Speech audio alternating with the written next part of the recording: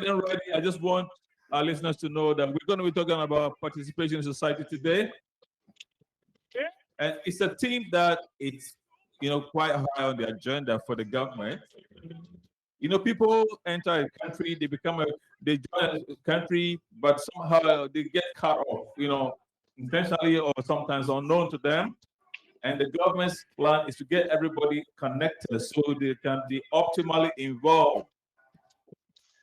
So these are some of the things we're going to be dealing with this morning. Now, I want to just find one of my guests can hear me. All right. Good morning, guests. Can you hear me? Yes, we can. Yes. Okay. Did you hear the music? A little bit. A little bit. Okay. I'm getting some echo. I don't know whether this. I hope it's not by my microphone. Yeah, put that off. Okay. Well, this morning,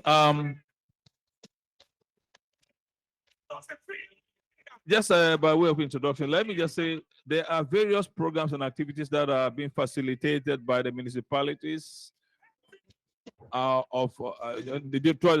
the country to realize this objective of getting people to be connected better.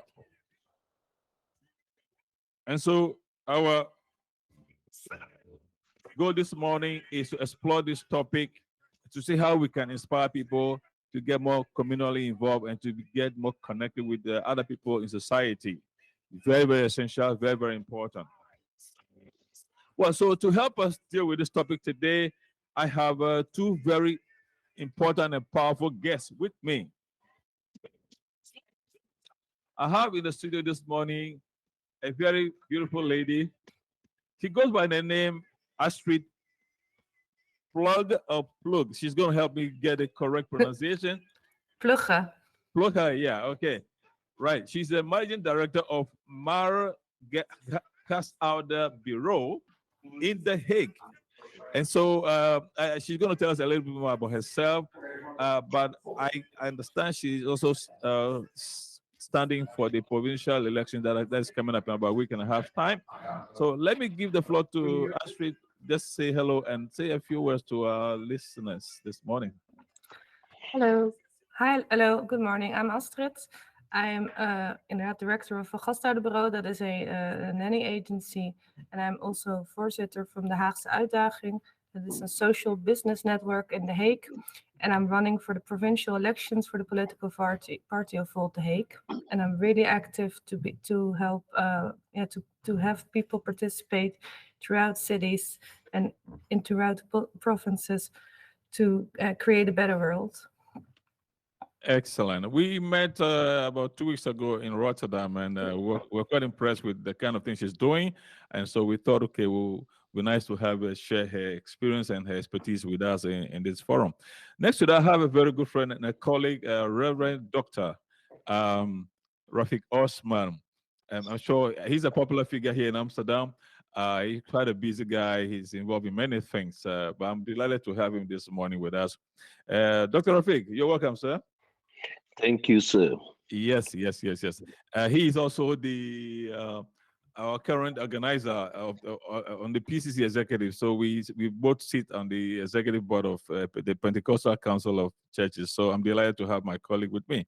Now I'm going to kick off the discussion this morning with a question, an opening question. How would we define participation and social cohesion? I'm getting some echo. Yeah. How do we define participation and social cohesion at the grassroots level? So let me give the floor to the lady first, because we need to honor the ladies first above the gentlemen. So Astrid, please. Before that, I think you already told us a few things about yourself. So go ahead and tell us what you think about what you think participation and social cohesion is at the grassroots level. Well, I think participation and social cohesion are very important at a grassroots level, because grassroots is a movement that aims to improve the local life and it makes politics inclusive from below. You can't do that without participation or without cohesion. Yeah. The people, because a grassroots movement means that people themselves develop initiatives and take decisions and take charge. Right. This you need participation and cohesion. Okay. So when you talk about participation, what are some of the elements that we want to see when people are participating in society? I'm sorry, how? Yeah, when we Yes, talk about participation, what do you think are some of the elements that we want to see when people are participating in society? We want to be an inclusive society, so we want to have diversity throughout the Netherlands. Yeah. So if you are participating within your own community, your voice won't be heard in other places. So I think for me, like participation and social cohesion is much broader. It means the building bridges, defining and being together, knowing one another. Right. Excellent. All right. Let me give the floor to Dr. Rafiq. Please just share with us your thoughts on what basically participation and social cohesion mean to the average person who's out there listening and wants to know what exactly is expected of me, to participate, to be a part of society. Go ahead, sir. yeah, thank you for this privilege. Mhm. Yeah, I'll start by saying, like Astrid said, it's very important. And we live in the Netherlands, and I see a lot of initiative from the government to see this become a reality among us. So for the grassroots or the ordinary person, it is very important that he or she understands that the opportunity to be part of the decision making and the well-being of our communities and society is part of what everyone is asking of us. So to summarize it, I would say take ownership of your life and your community and a nation as a whole. So these are things that the government is advocating for, and we see a lot of people being active in communities, especially in Southeast, where I live, if I may say so. Yeah, yeah. Okay. Now, so for our listeners to understand this better, I would want to try and break down these two themes, if you like, or sub themes. Now, can you explain or tell us some of the ways in which you have seen how a lack of participation and social cohesion manifesting in society? And what are the ways you can recognize these things in society? Maybe Yeah, if you can throw more light on that, then it will become more apparent what we are dealing with right now. yeah. The first area that I see is what we call integration. That because the world is a global village now, Yeah. we have different nations, different nationalities, and in Netherlands we call them migrants in our society. And there's an old saying that if you are in Rome, do what the Romans do. Right. In other words, wherever you go, you try to integrate. You need to understand the context in which you are at or in, Yes. and also to see how you can be part of the context. So the first area I see that we are lacking is in integration. We are in a society that we have very little knowledge about the context in which we live. So that brings in what participation and social cohesion is trying to avoid. That is exclusiveness. Mhm. Like just like the Bible says, for lack of knowledge, my people perish. Because we don't have knowledge of the context in which we live in, Right. we hardly find our identity. We don't see the areas of which, we can be part of and contribute to the Yeah. well-being of our society, and even sometimes to the well-beings of our families. Okay. So you're saying by not participating, we get kind of marginalized, and therefore are not able to offer anything to society. But are we able to benefit from society? Probably not either. So it's a problem that needs to be seriously tackled. Can I put it another way? Yes, sure. Because we don't have the knowledge of the society or the context, that makes us marginalized. Yes. Okay. Now, I still want to see or hear some more things about how lack of participation manifests in society. Dr. Fig, you mentioned a few. Maybe Astrid, you want to just share with us some of the ways you've seen this lack of participation and social cohesion manifest in society from your perspective? From my perspective, it is very difficult to find people who want to volunteer for anything. It's not only migrant groups, it's everywhere. In political parties, but also in social foundation, they all have the same difficulties finding people for their project. And because we are living in a very segregated country, there are several foundations in cities who do the same thing with focus on different ethnic groups. And it would be really nice to see if they work together a little bit more, because the neighborhoods are vastly changing. In The Hague, where I live, working neighborhoods have the gentrification process goes very fast. In some working class neighborhoods, older people sell their houses, richer people move in, and cohesion lessens. And we also have loads of neighborhoods who have like 160 different nationalities. They do not know each other, they don't trust one another. We have loads of Eastern European workers. They are staying in the city for a short while. They don't participate and change the cohesion in neighborhoods. So yes, I would really like to see, like what Mr. Osman was saying, people should take charge and take ownership. They live in the same city as I do, only we don't know each other well enough. yeah, go ahead. Yes.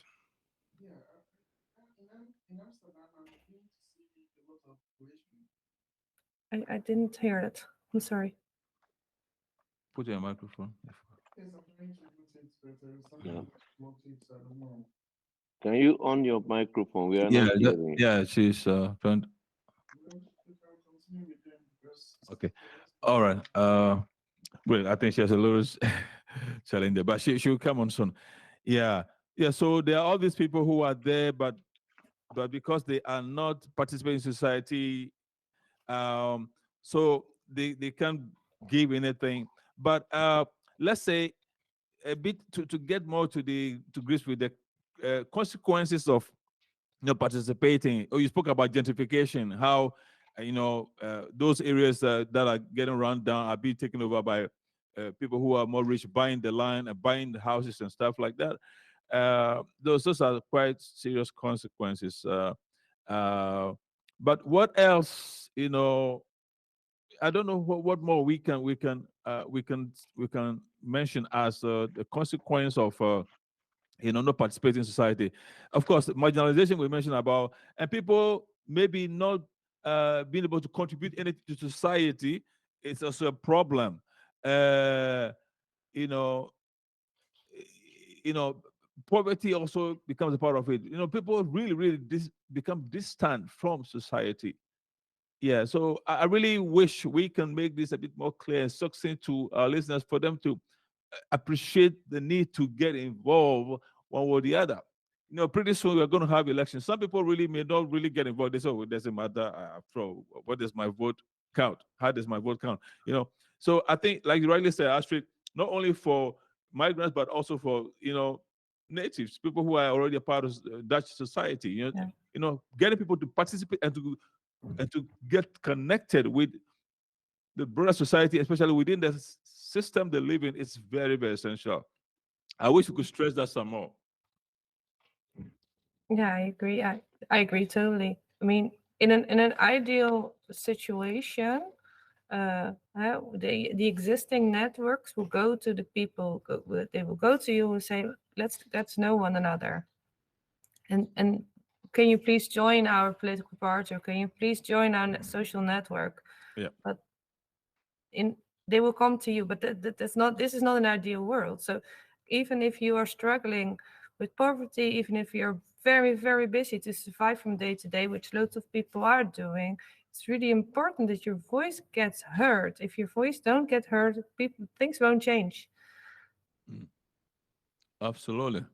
Absolutely.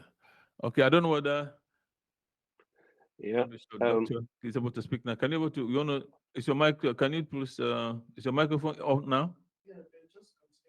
Okay, right. Yeah. So for those who are listening, if you want to, chip in or to have a remark or question, the studio line is 020-737-1619. Feel free to hack in and to talk to us or to share what you want to say. The telephone lines are open. Okay. Now, yeah, I was going to ask. Can I add to what Astrid said? Go ahead. Go ahead.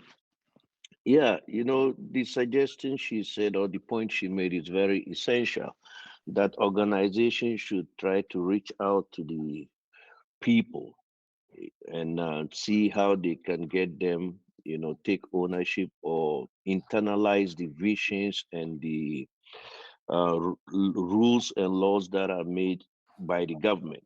The government decides that. Yeah. And also, what I would like to add also is also that the society or the government will recognize certain small organizations or initiatives, because there are so many, let me use the word small, in terms of that we are not well known. So because we are not known, we are not recognized. But these kind of small organizations, because this is a nation, they believe in professionalism. Yeah. We are not considered as professional enough, but we have advantage because of the nature of our operations. We meet certain people that the so-called established organization or professional organizations cannot meet. Yes. For example, an example of that are churches in our nation. We have a group of the population that visit our churches, and churches is a place of trust where people would share their life stories with us. So we have so much information that we can share with the kind of organizations Astrid has mentioned. Yeah. But that bridge has not yet been fully built, and we have things also that is causing that bridge to become operational. So the to and fro, the going in and out and meeting each other to work together has also been a hindrance. Yes. Thank you. Yeah, what I wanted to add up here is that uh, uh, a cohesive society is described as one which works towards the well-being of all the members. Okay, it fights against exclusion and marginalization. That is what a cohesive society ought to be. So, listening to Astrid and listening to Pastor Rafik, you can see that it is not what we are really having here. When we are not having it, or we've not yet arrived. When I talk about Amsterdam, where I live, I don't think we've really arrived, because some certain areas are marginalized. Okay, so the well-being of others are not being taken care of. So there are certain things we who are like the minority can do for ourselves. And unfortunately, some of us who are professionals among the minority are not given the opportunity to do those things. When you go to city council and you're telling them, look, I have this group of women, they can understand me clearly. I can empower them the way I think if I empower them, they will be free from depending on social and what. They can regain their strength and do anything that they want to do. Because when you migrate, you become a diaspora in a land that is not yours. when you come into a foreign land, you are automatically, you become like somebody who never went to school, because the system you see here is not the system that operated from where you are coming from. So it becomes hard for you to settle down. It becomes hard for you to regain your strength. It becomes hard for you to really be who you used to be, because you are now in diaspora. So those who are in the minority who have come into diaspora here, also they are professionals. There are also people who can reach out to people like their type and then encourage them and say, listen, we've been through the same process, and if I can overcome, you can overcome. We need the professionals among the minorities to talk sense into the other ones. Do you understand? To Absolutely. educate them, to train them, to but when you go to city council, you want to tell them this is what you think should be done. They don't even listen to you. They will take what plan you have and then tell you, oh, if you didn't study here, they say, okay, because you didn't get this diploma here, I didn't get this one, so you cannot be allowed to practice what already you know. But you know you have the capacity to do that, but they will tell you cannot. So people are being marginalized, and at the same time, I'm getting tired of them talking about participation and social cohesion. Meanwhile, they're not practicing it. They're not practicing it. So that is what I think on my own lesson. So it is to a minimal. What I'm saying is to a minimal. If you are listening to what Pastor Rafik said, there are certain things we, as folk hangers, as pastors, reverend ministers, ordained, are doing, which we are, I mean, we are part of the society, and our members in our respective churches, they are part of the society. So when you talk about participation and cohesion, then you have to know that our members are part of it. And these are people who, when they are down, the government don't even know. We are the ones who go to cancel them. When their marriages are not working, when their children are becoming too stubborn and rebellious, we are the ones who are going and taking all of these things and working it out for the government. If I can add to that, I think that is so true what you are saying, because because migrant groups are unrepresented, that causes blind spots by lawmakers, by politicians. We don't properly know your communities. Yes. We don't know how things work. I have an African church in my neighborhood, and I've never even been inside. And that is, and if because of the representation, the lawmakers will never hear your voice. So I agree, we should come to you and we should get to know you. But until that is happening, Yeah. that only happens if you come into our social circle. Like, somebody needs to take the first step. Exactly. You know, Yeah. there is I think this problem is deep seated, and sometimes politicians think they can clear it just with a magic wand or with a swipe of a finger, something like that. You see, but now, for example, if somebody is coming to the Netherlands to stay or to work or to join a partner or a family member, you have to do what they call the inburgering. Now, that is a way of trying to help you to become in a vibrant and active part of society. You know what I'm saying? It's a preparation of some sort. You see, but there are people who have lived here for maybe 30, 40 years, yet they haven't been totally and fully acclimatized to the system. So which means that it is not something that can happen in a short time. It may take a lifetime even to get fully connected and be able to participate and all that. Because like we heard earlier, entering a new system, you cannot master it overnight. So I think this understanding has not been taken on board by policymakers.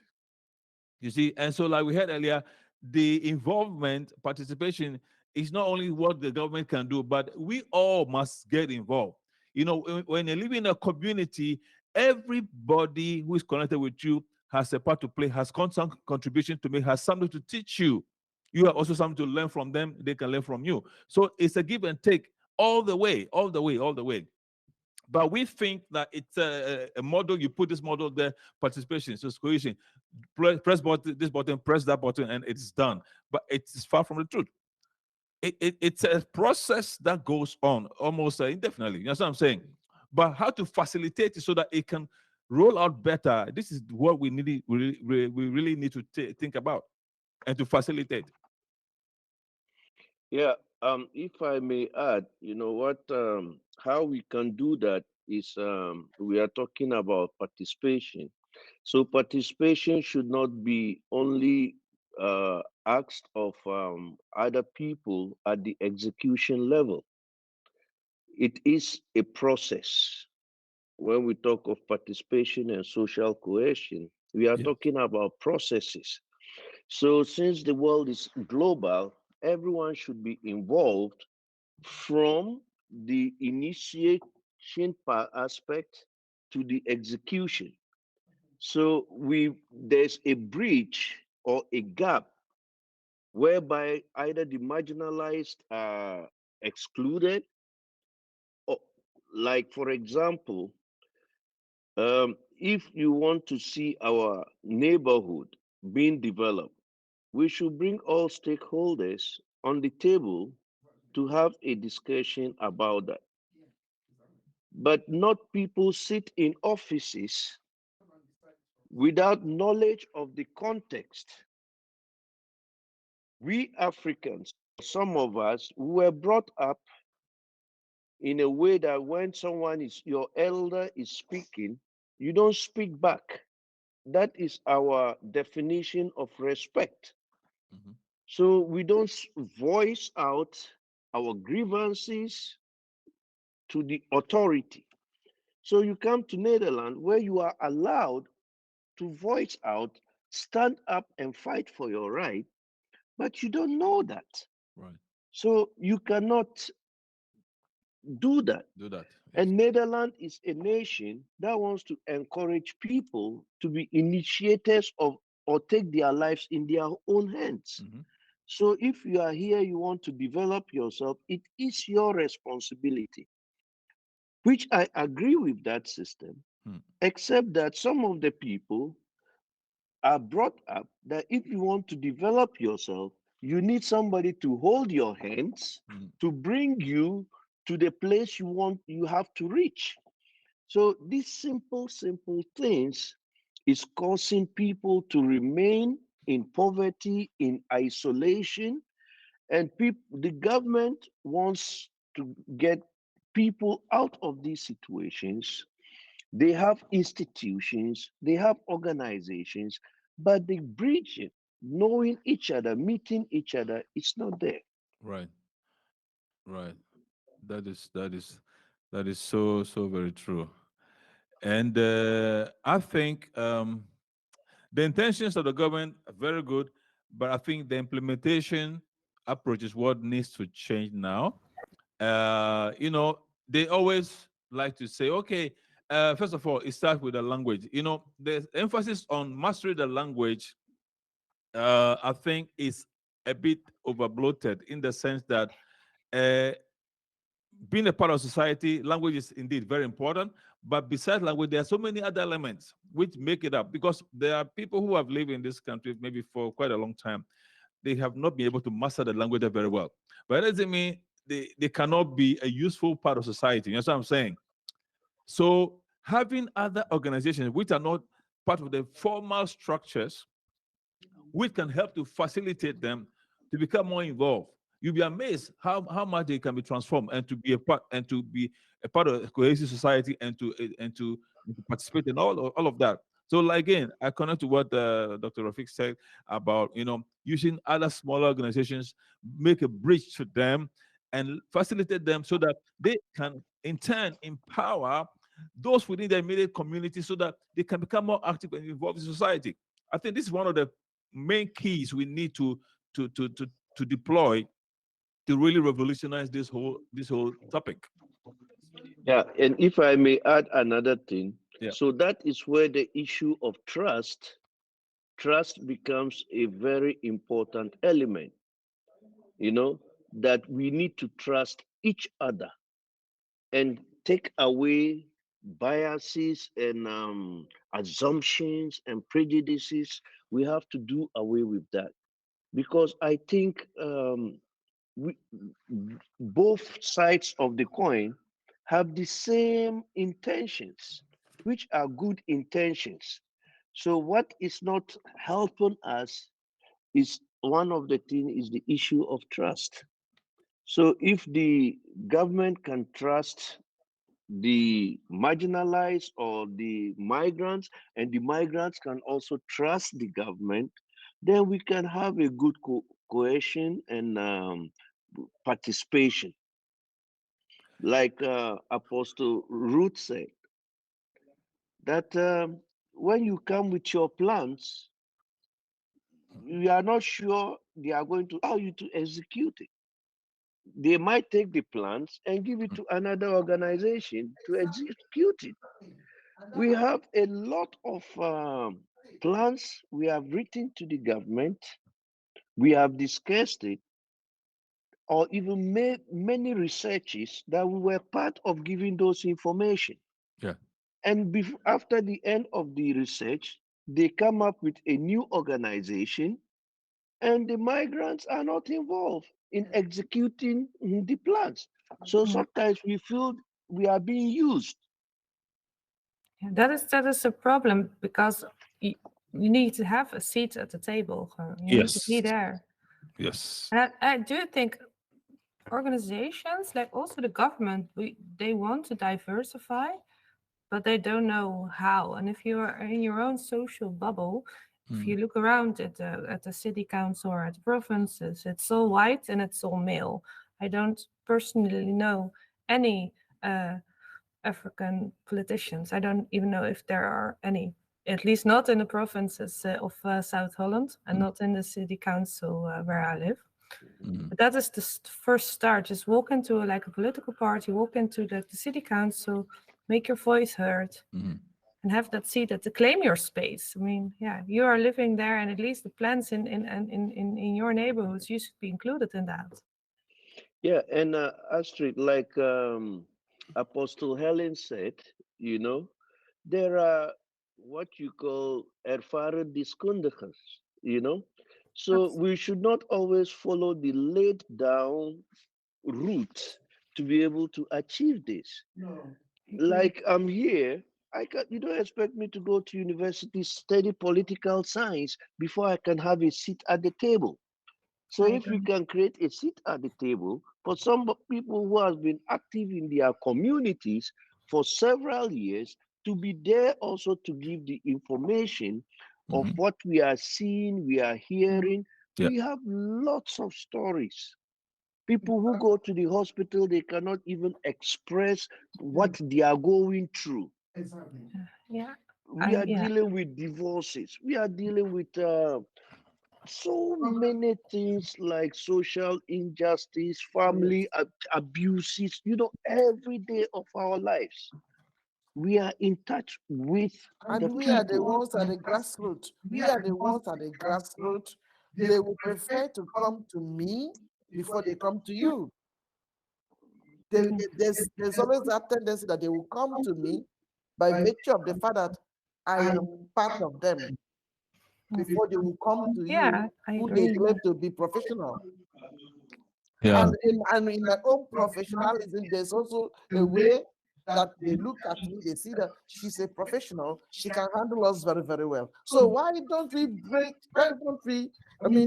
mix up the distance and allow the migrants, those who are enlightened among the migrants, to be able to educate their own people? I think that is really like a lack of knowledge of how migrant groups, how the society of migrant groups work, how the cultures are, and lack of sensitivity, I think, from our part, from the.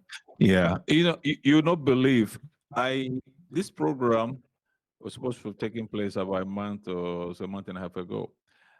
The reason why it's been delayed up to today is because I've been trying to get somebody from the municipality or any of the politicians to come on board with this discussion, so they can bring to us their perspective on this topic, but also take from us what we have to say.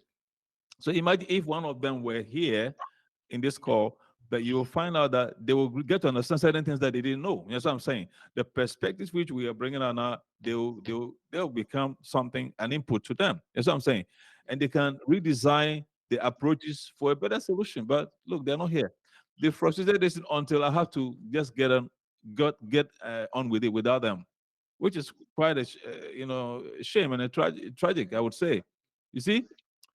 So if they open up and draw closer to the people at the grassroots more, they will learn to know them better and to accept them better. But sometimes the bureaucracies and things get in the way of useful interaction. I agree. Yeah. Yeah. I also think it's like diversity is very hard work. I mean, it's not, you can't say, I want to be more diverse, I want to get to know one another and just sit back and wait for it to happen. It's really hard work to know other people, to get to know other cultures. And I would, yeah, you're right in a sense, but I would disagree with that in a way, because look, the whole of nature is full of diversity, and yet this diversity dwells in harmony. That is the original intention and plan of God, to create harmony even within diversity. So, all things being equal, it wouldn't be difficult for anybody of a different culture or ethnicity to connect with somebody who is pure native Dutch, because we are human beings. There's a way we can connect, even without speaking the same language. There's a way I can express myself and you can understand. A way you can express yourself and I can understand at the basic level. So we have overemphasized certain things above others, so that it's making it more complicated. What could have been more simple and straightforward? You see what I'm saying? So we are part of the problem. We are causing a part of the problem. So, so If I can give two examples Yeah. of what I have come across in my line of work. I've come across a lady who is very sick. She has a 7-hour contract, but medically she can only work 4 hours. But she's afraid to go back to 4 hours because she thinks when she goes to work 4 hours that the body can contain. Yeah. When she goes on pension, she's going to be paid very little pension money. Right. So now she's forced to because of lack of knowledge of this country, how things work. And she's not a young woman. She has 3 years more to go on pension. She's worked over 30 years of her life here in the Netherlands, and she's still forced to work in her old age. But I'm sure there are institutions and organizations that can help her, but she's not aware of that. That's one.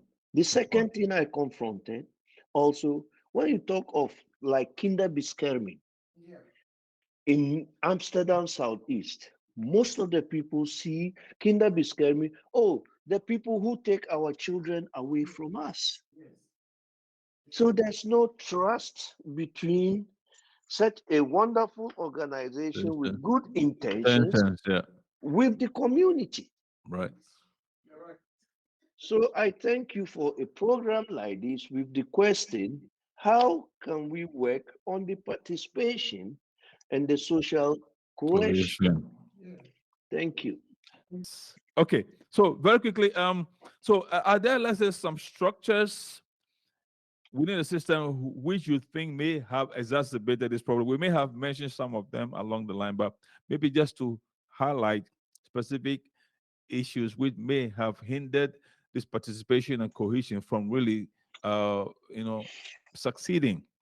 Would you like to highlight some of those? I want to highlight on the first point Astrid made, because what we are talking about is going to take a lot of volunteers who would take ownership of projects in their community.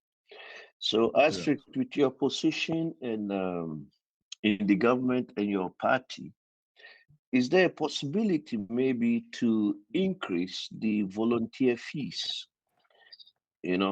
Amounts that are paid to volunteers, because that is not making it attractive also for migrants to volunteer. Because I know maybe for a good working Dutch person, €5 is a good amount, but for a migrant who is already going through poverty to come and volunteer to receive €5, it's something which is not encouraging. So this is my question and my.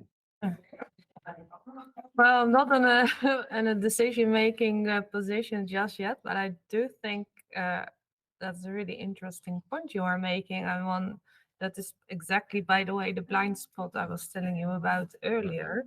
That's really something I never thought about, that could be an hindrance. So I will certainly pass that on within my own party. But this is exactly why different groups should have more say in matters, because these are things. It's like a really simple solution for a problem. If those fees are too low, yeah, they should be upped. Well, that's quite an interesting one. I really do hope that if, let's say, they raise the volunteer compensation, that will motivate, which must be removed as barriers right now, barriers to participation and social cohesion. I think the rise of the far right parties, Yeah. the growing polarization in our society, that hinders the participation and social cohesion as well. Mhm. Because if you don't feel welcome, if you just read in the paper that you're a problem, why would you volunteer? I mean, if you. Yes, polarization is the part of it. Yeah, Dr. Rafik, is there something else you see that's as a problem which should be removed as a barrier to social cohesion and participation? I think education, because information is a very powerful tool. Yeah. So for all parties to have access to information, so we should also bridge the gap, Yes. taking a low drempel, they say in Dutch, Yes. and yeah, to get everybody involved. Like, I'm amazed about the many things the government are doing. Yeah. Like Apostle Helen said about what she's doing with this woman. There's provision, what they call built initiatives, Yeah. So you can go to the government, you can apply for money, but how many people know about these initiatives? Like a few years ago, almost €250,000 was given to the Hay Butte in Amsterdam Southeast, so that they could use it to develop their own community. Yeah, how many people living in all these flats know about it? Precisely. But even if you know, Pastor Rafik, even if you know, you have written also your own projects, you go there, we are still talking about the same thing again. They give it only to the organizations that they have been working with. In other words, they program their mind to say, these organizations are the organizations that have been working with us. These are the only organizations we need to know. For instance, Nigerian community is just part of the minority community here. We are just emerging. We are just coming to focus now, even though we've been here for a long time. But because we were not great in our numbers, we are now just growing. Okay, community like that can begin to do some of the things they were using the tsunamis to do in the past, or the crowds to do, so that you can also develop that community, so that they can come alongside just to the stage where the other ones have come. But if you go, you write something and you put it, they will still be linking to those ones that they have been working with for the past 20 years. And then they will say, this one is a minority group. We don't know them yet. We can't trust them yet. And you're saying, listen, I can do this and I can do it very well.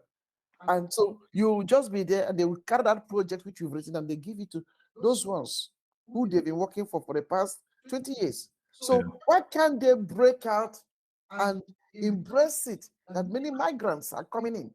Yeah, this is a trust problem that Pastor Rafik mentioned earlier. And I think the government can now also seek to reach out, because usually people are the ones who have to go to the government. Microphone, please. They have to go to the government to apply for this, to look for that, to look for that. But it can be the other way around as well, whereby the government now looks out for people who are institutionalized in a way, or I mean, let's say groupings in a way that are trying to do something, encourage them, help them to continue with what they are doing. There may be small groups like we heard earlier, Dr. Rafik mentioned, but at least their little push and connecting with other people within their community will help to drive this whole agenda, I believe. So, Yeah. Thank so you for saying it's a trust issue, and also it's a not only trust, also lack of education.